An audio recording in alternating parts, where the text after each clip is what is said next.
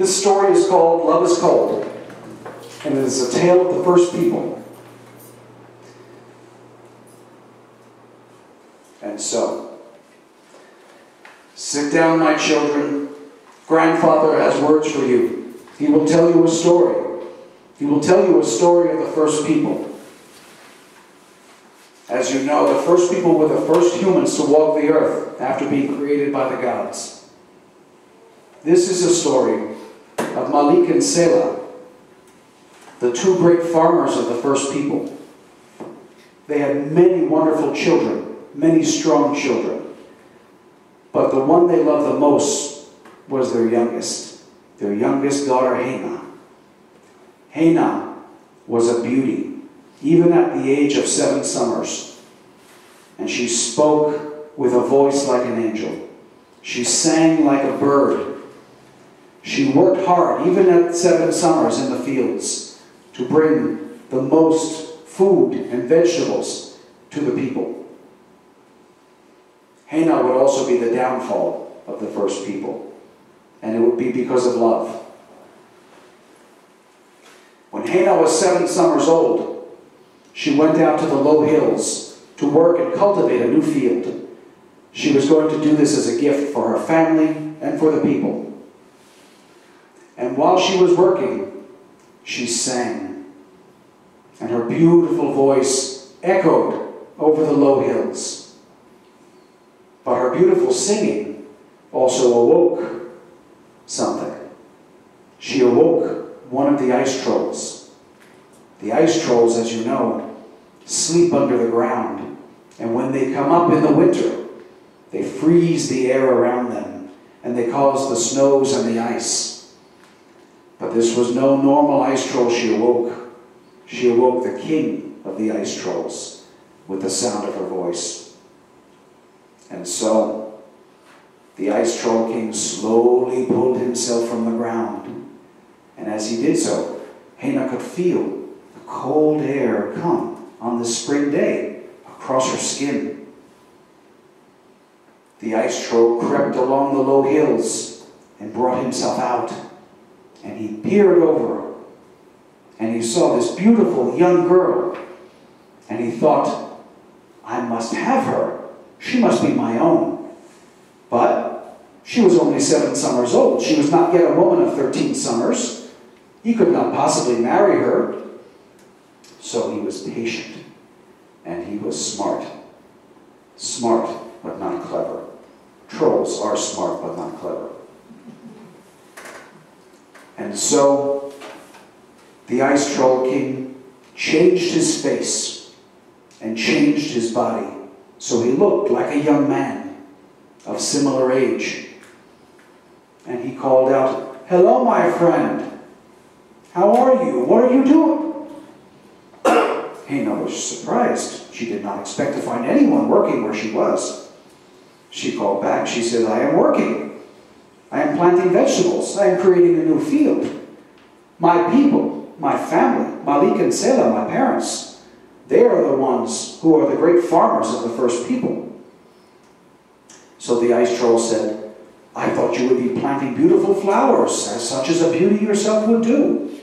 She said, "No, I work hard." "How can you say that? I am 7 summers old. I am practically a woman." "Tell me your name," asked the ice troll. She was young. She was foolish. She did not know that names have power. She said, "My name is Hannah." And with this, the ice troll king knew he could control her. "And what is your name?"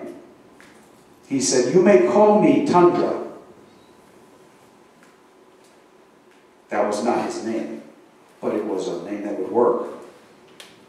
And so he said, "Tell me, Hannah, my friend, if you are working, are you not hot?"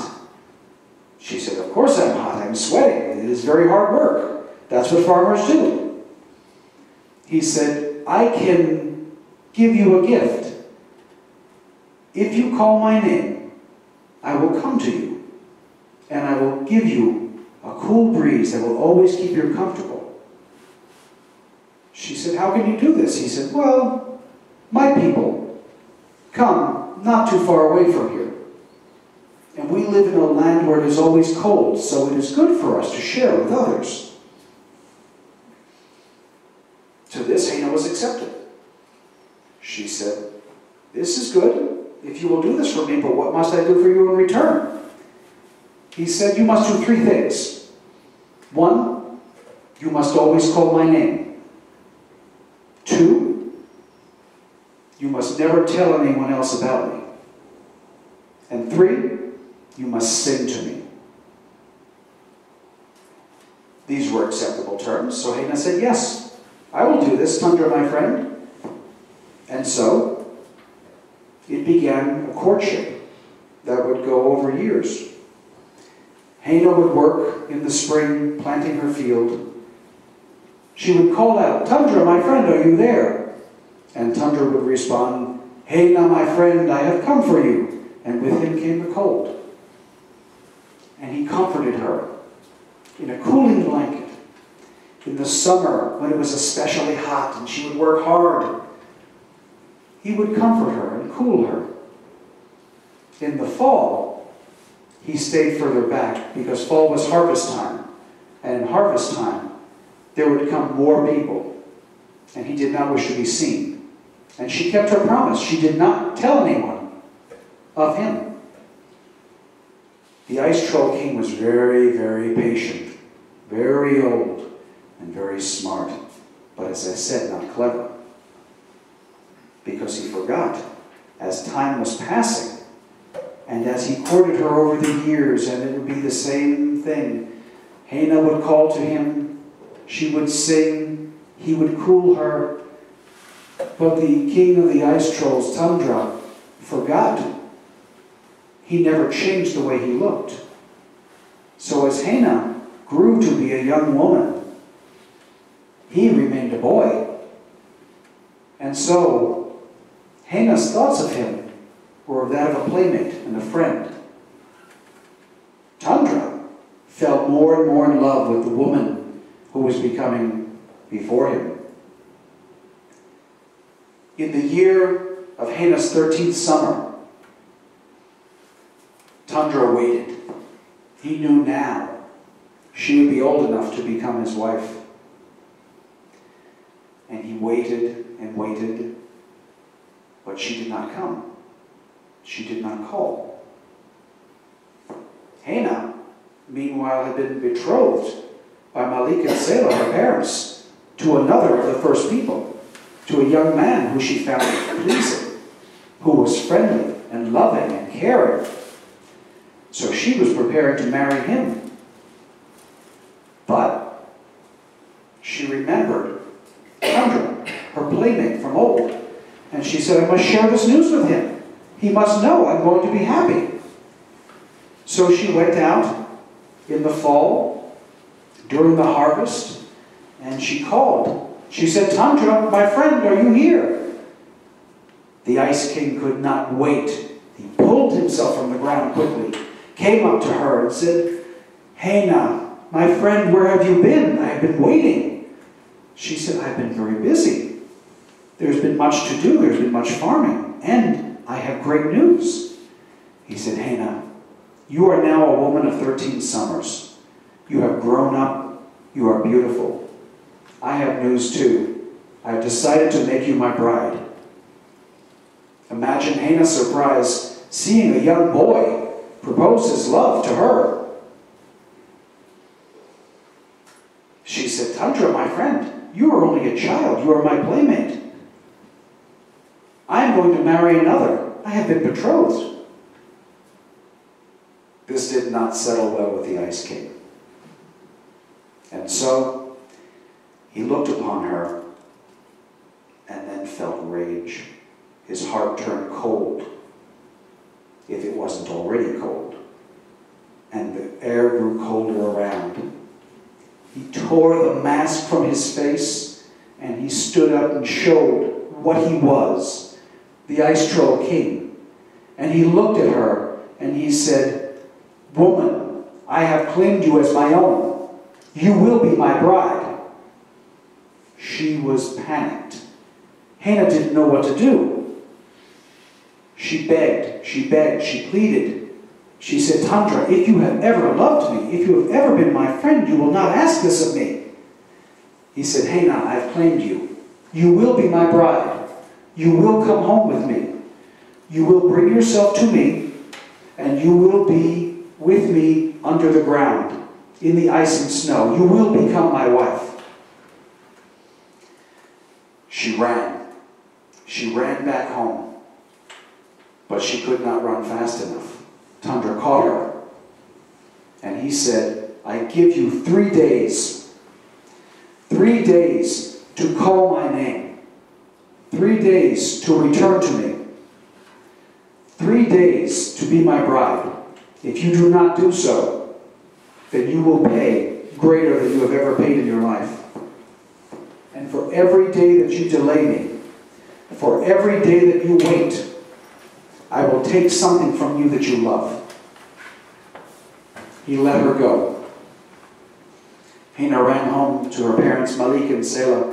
She threw herself on her knees. She begged them, please, please. I did not know what I was doing. I thought he was my friend. And she told her parents everything. Her parents knew what the ice trolls were like. Her parents knew what was happening. And her parents knew what danger she had now brought unto herself. Because they knew the king of the ice trolls would not let her go. They sent their first 2 children to go and find the king. But the king was off at war. So they sent another of their children off to find Harteda, the old wise woman.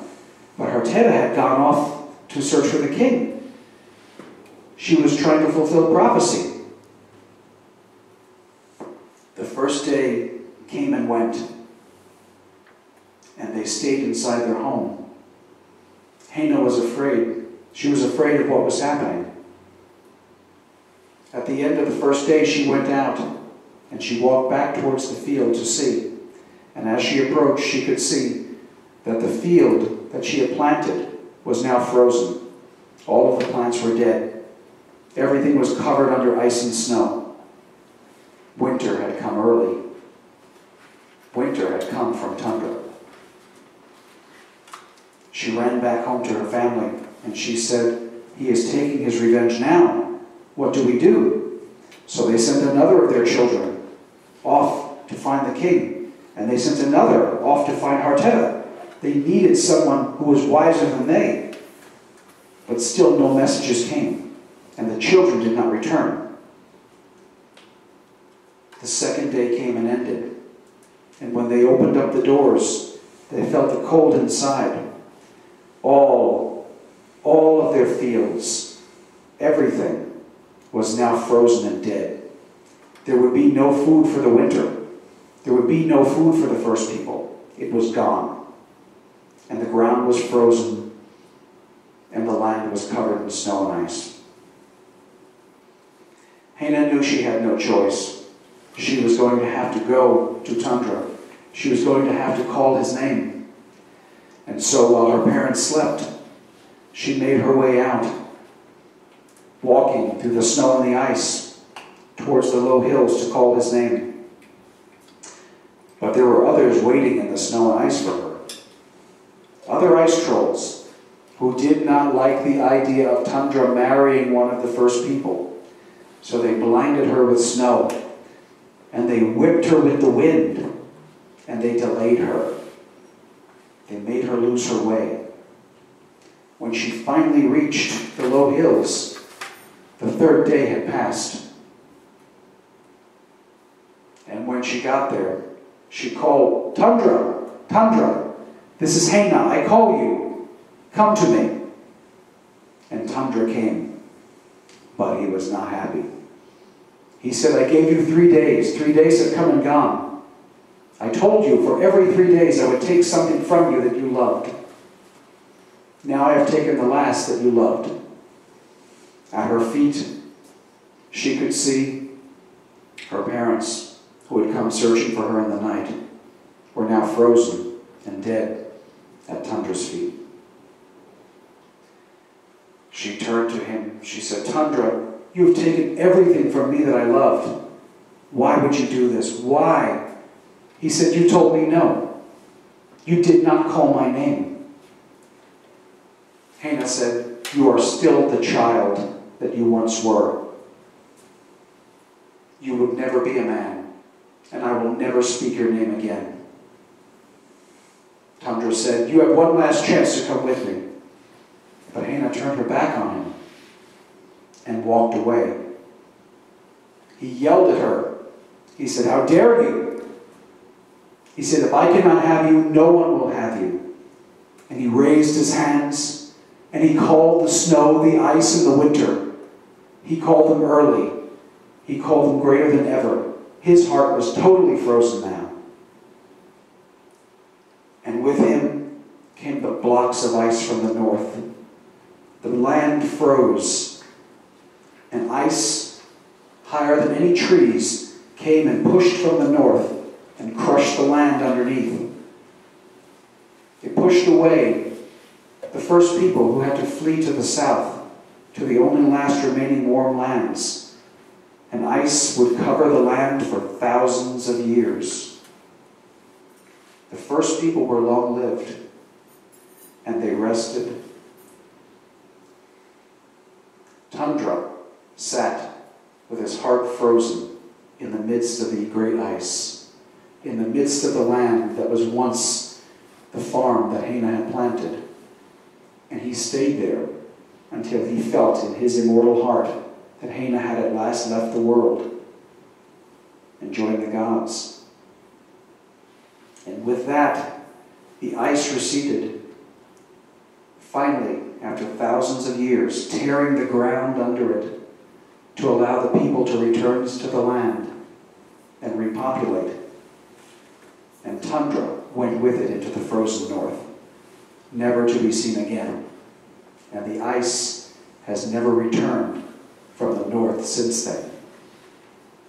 But do not forget, my children, there are days when you will be out in the summer and you will feel the warmth of the sun on your skin and the sun in your eyes.